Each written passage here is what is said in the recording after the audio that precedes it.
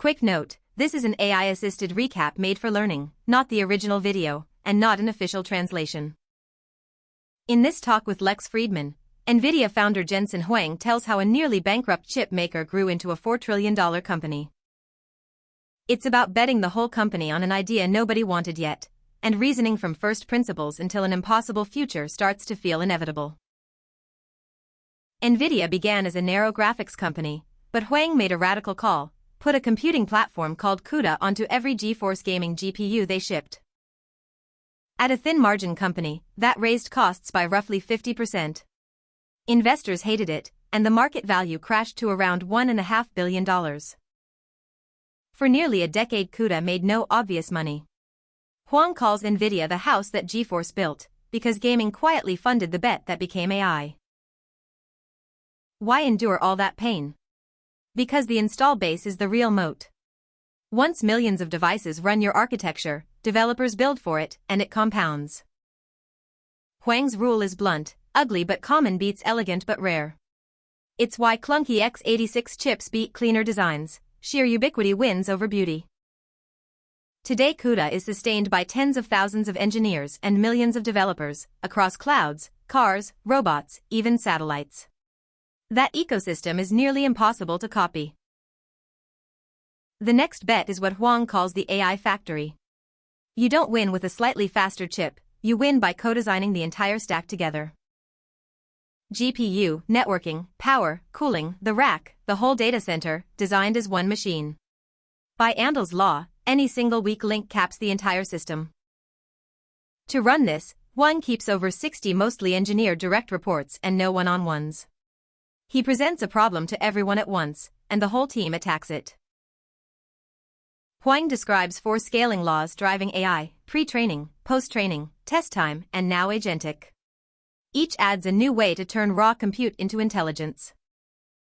When people fear we're running out of data, his answer is synthetic data, machines generating their own.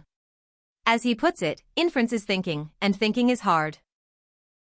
The through line is simple and relentless: intelligence scales with compute.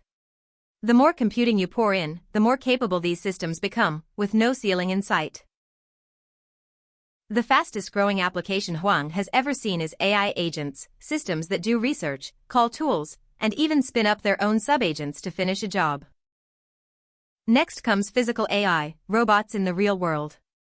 His key insight is that a good robot won't clumsily turn its own hand into a hammer. Instead, it reads the manual and uses the microwave you already own. Intelligence learns to use the tools built for humans, rather than replacing them all. As AI grows, the real limit is energy. Huang's metric is tokens per second per watt, and on that measure efficiency rose about 1 million times in 10 years. Compare that to Moore's law's roughly 100 times.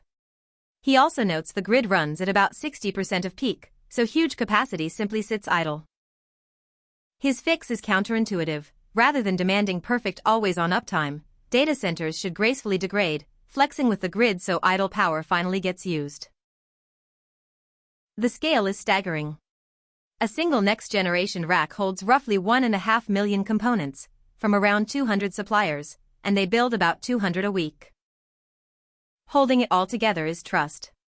For 3 decades, NVIDIA has worked with TSMC essentially on no contract, just a relationship built on delivering for each other again and again. The trust runs deep. Huang reveals that TSMC's founder, Morris Chang, once offered him the job of running TSMC itself, a striking measure of that partnership. Huang offers a simple mental model for what changed.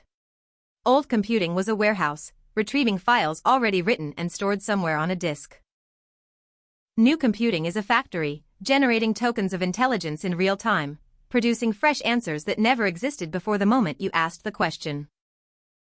And factories, he argues, correlate directly with revenue.